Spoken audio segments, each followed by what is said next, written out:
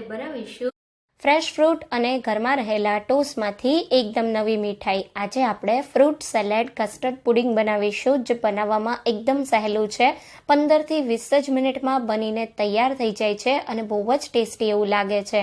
તો તમે fruit salad તો ગરમીમાં વારંવાર બનાવતા હશો, પણ આવી ઠંડી ઠંડી ટોસ્ટ અને ફ્રૂટમાંથી બનેલી મીઠાઈ ક્યારેય નહીં બનાવી હોય. આ મીઠાઈમાં તમને ફ્રૂટ સેલેડ અને કેક બંનેનો સ્વાદ આવશે. તો બાળકોથી લઈ નાના મોટા બધાને આ મીઠાઈ બહુ જ ભાવશે. અહીંયા તમે જુઓ કેટલી મસ્ત આપણી આ મીઠાઈ દેખાય છે. જોતાં જ ખાવાનું મન થઈ જાય છે ને. તો ચાલો રેસિપીને શરૂ કરીએ. રેસિપી ગમે તો વિડીયોને લાઈક અને શેર કરવાનું બિલકુલ ના ભૂલતા.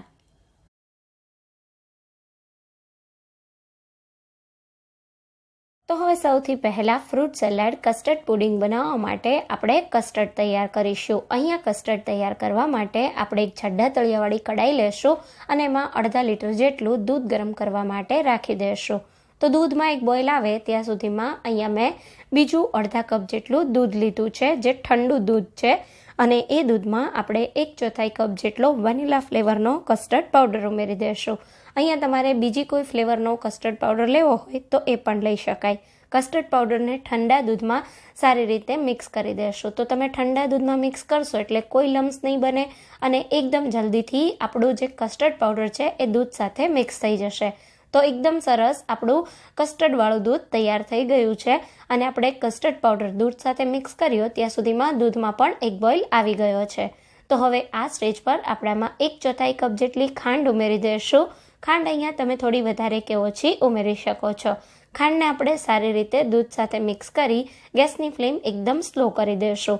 અને હવે સ્લો ગેસની ફ્લેમ પર આપણે જે કસ્ટર્ડવાળું દૂધ તૈયાર કર્યું એને એકવાર સારી રીતે મિક્સ કરી લેશું અને પછી ધીરે ધીરે કરી આપણે કસ્ટર્ડવાળું દૂધ, જે આપણું દૂધ ગરમ થાય છે, એની સાથે મિક્સ કરતા જશું.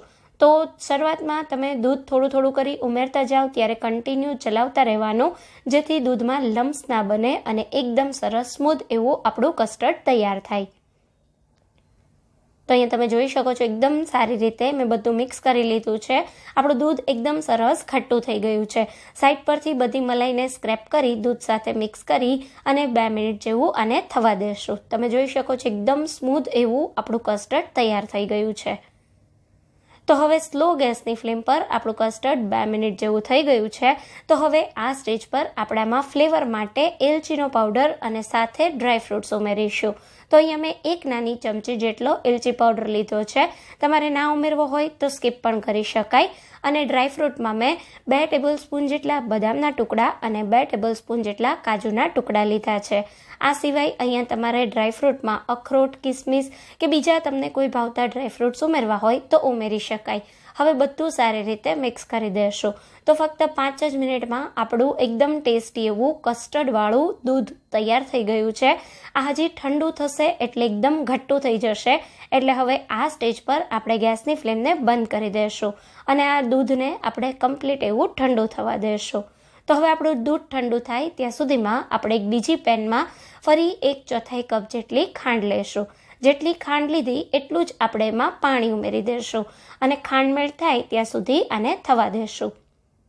તો અહીંયા આપણે થોડી ચાસણી તૈયાર કરવાની છે, પણ આ ચાસણી આપણે એકદમ તારની ચાસણી નથી બનાવવાની. હલકી એવી ચાસણી ચીકણી થાય એટલી જ તૈયાર કરવાની છે. તો ખાંડ મેલ્ટ થાય એટલે ચાસણીના એકદમ સારા કલર માટે અને સ્વીટમાં થોડી ફ્લેવર આપવા માટે થોડું કેસર ઉમેરીશું. ના ઉમેરો તો બિલકુલ સ્કીપ કરી શકાય, પણ થોડું ઉમેરશો તો એકદમ સારો એવો ચાસણીનો કલર અને ફ્લેવર આવશે. તો અહીંયા તમે જુઓ ફક્ત 2 જ મિનિટમાં આપણી તેલ કે મધ જેવી ચાસણી ચીકણી હોય એવી તૈયાર થઈ ગઈ છે. તો ગેસને બંધ કરી દેશું અને આ ચાસણીને આપણે કમ્પ્લીટ એવી ઠંડી થવા દેશું. તો હવે ચાસણી ઠંડી થાય ત્યાં સુધીમાં અહીંયા હું તમને ફ્રૂટ્સ બતાવી દઉં. તો અહીંયા મેં અલગ અલગ ટાઈપના ફ્રૂટ્સ લીધા છે. અત્યારે સિઝનમાં છે એટલે બધા જ ફ્રૂટ મેં થોડા થોડા લીધા છે. તમને જે પણ ના મળે એ તમે સ્કીપ કરી શકો છો. ફ્રૂટ્સમાં મેં અહીંયા કેળું, બંને દ્રાક્ષ, દાડમ, ચીકુ, સફરજન અને સ્ટ્રોબેરી લીધા છે. અને ફ્રૂટને આપણે જેમ ફ્રૂટ સેલેડમાં ઝીણા ઝીણા કાપતા હોઈએ એ જ રીતે મેં કાપી લીધા છે. સાથે અહીંયા મેં 15થી 16 નંગ જેટલા ટોસ્ટ લીધા છે. તો જે રીતે જરૂર પડે એ રીતે આપણે ટોસ્ટને વાપરીશું. તો હવે સ્વીટને સેટ કરવા માટે અહીંયા મેં આ રીતનું એક સ્ક્વેર બોલ લીધું છે. તમારી પાસે આ રીતનું ચોરસ બાઉલ ના હોય તો તમે બાળકોનો લંચ બોક્સ કે પછી કોઈ પણ ઘરમાં ચોરસ ડબ્બો હોય એનો ઉપયોગ કરી શકો છો. ચોરસ શેપના ડબ્બામાં તમે આ સ્વીટને આ રીતે સેટ કરશો તો એકદમ આસાનીથી ટોસ્ટ ચોરસ હોવાના કારણે પ્રોપર સ્વીટ તમારી સેટ થશે. તો આ રીતે તમે જોઈ શકો છો મેં બોલમાં ટોસ્ટને રાખી દીધા અને ટોસ્ટની ઉપર આ રીતે આપણે જે ચાસણી તૈયાર કરી એને થોડી થોડી ઉમેરી દઈશું.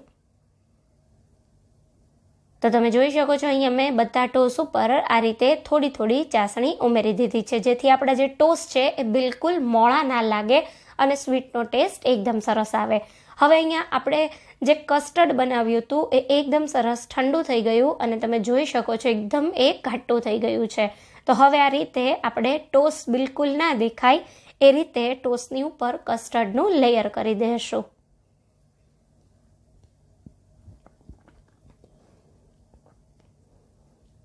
તો અહીંયા તમે જોઈ શકો છો એકદમ સારી રીતે મેં કસ્ટર્ડનું લેયર કરી દીધું છે. હવે આપણે આના પર જે ફ્રેશ ફ્રૂટ કટ કરીને રાખ્યા છે એને ઉમેરીશું.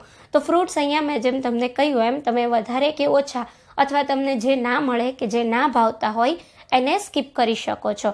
તો પહેલાં મેં થોડા ચીકુ ઉમેર્યા, પછી આપણે થોડા સફરજનના ટુકડા ઉમેરી દઈશું.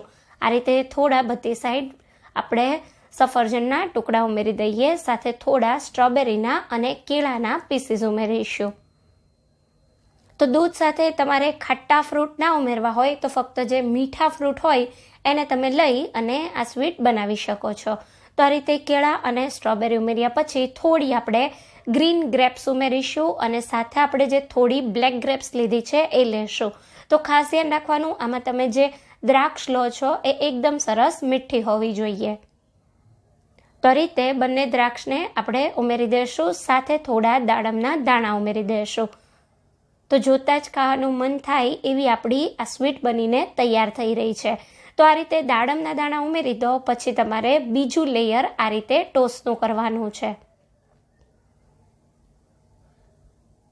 તો તમે જે રીતે પહેલી વારમાં ટોસ્ટ ગોઠવ્યા હોય એ જ રીતે બીજી વાર ટોસ્ટને આ રીતે રાખી દેવાના અને આ રીતે કોઈ ટોસ્ટ નાના મોટું હોય તો તમારે આ રીતે થોડો ટોસ્ટનો ટુકડો રાખી અને એડજસ્ટ જગ્યાને કરી લેવાની, કોઈ જગ્યા ખાલી નહીં રાખવાની. આ રીતે પ્રોપર ટોસ્ટથી સેટ કરી અને ફરી આ ટોસ્ટ ઉપર આપણે થોડી થોડી ચાસણી ઉમેરી દઈશું. તો અહીંયા તમે જોઈ શકો છો એકદમ સારી રીતે મેં ચાસણી ઉમેરી દીધી છે. હવે આપણું જે બાકીનું કસ્ટર્ડ વધ્યું છે એને આપણે આમાં ઉમેરી દઈશું. તો હવે એના ઉપર આપણે ત્રીજું લેયર નથી કરવાના, એટલે આ લેયર પર આપણે જે કાંઈ પણ કસ્ટર્ડ વધ્યું છે એ બધું ઉમેરી દઈશું અને ફરી આના પર આપણે બધા ફ્રૂટ્સ ઉમેરીશું. તો આપણે જેમ પહેલી વાર ફ્રૂટ્સ ઉમેર્યા એ જ રીતે થોડા ચીકુના ટુકડા, થોડા આપણે અહીંયા સ્ટ્રોબેરીના પીસીસ ઉમેરી દઈશું. તો ઘણું બધું મેં અહીંયા ફ્રૂટ્સ વાપર્યું છે. તમને ઓછું ફ્રૂટ ઉમેરવું હોય તો ઓછું પણ ઉમેરી શકાય. સાથે આપણે અહીંયા એપલના ટુકડા ઉમેરી દીધા અને હવે આપણે કેળા અને દ્રાક્ષ ઉમેરી દઈશું. તો આ રીતે તમે જોઈ શકો છો એકદમ સારી રીતે મેં ફ્રૂટનું લેયર આ રીતે ઉપરની સાઈડ કરી દીધું છે.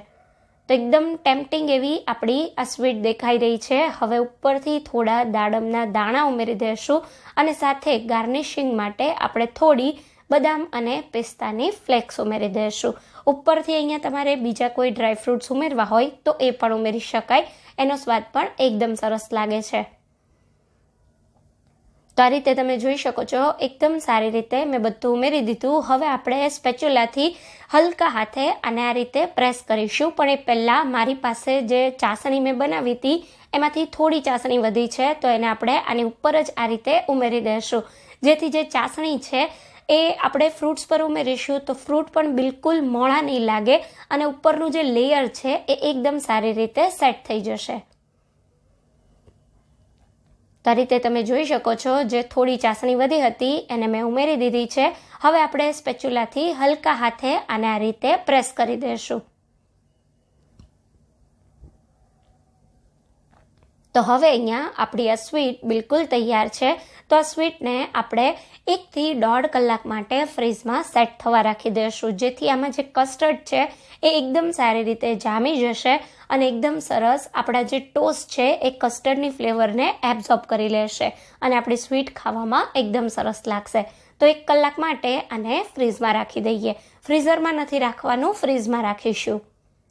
તો હવે અહીંયા 1 કલાક જેટલો સમય થઈ ગયો છે અને તમે જોઈ શકો છો આપણું કસ્ટર્ડ એકદમ સારી રીતે સેટ થઈ ગયું છે. આપણું આ fruit salad custard pudding perfect એવું સેટ થઈ ગયું છે. તો હવે આ રીતે આપણે તાવીથાની મદદથી આ રીતે પીસીસ કરી લેશું. તો જો નાના પીસ કરશો તો 6 થશે અને મોટા પીસ કરશો તો 4 થશે.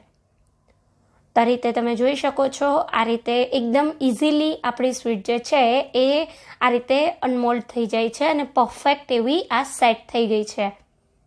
તો અહીંયા તમે જોઈ શકો છો એકદમ સારા એવા ટોસ્ટના, ફ્રૂટના અને કસ્ટર્ડના લેયર દેખાય છે. તો જોતાં જ ખાવાનું મન થઈ જાય એવી આપણી આ ફ્રૂટ સેલેડ કસ્ટર્ડ પુડિંગ તૈયાર થઈ ગઈ છે. તો જો તમે ક્યારેય આ રીતે આવી tasty fruit salad custard pudding ના બનાવી હોય તો આ રેસિપીને જરૂર ટ્રાય કરજો. રેસિપી ગમી હોય તો વિડીયોને લાઇક અને શેર કરવાનું બિલકુલ ના ભૂલતા. ફરી મળીશું એક નવી રેસિપી સાથે. ત્યાં સુધી થેન્ક્સ ફોર વોચિંગ.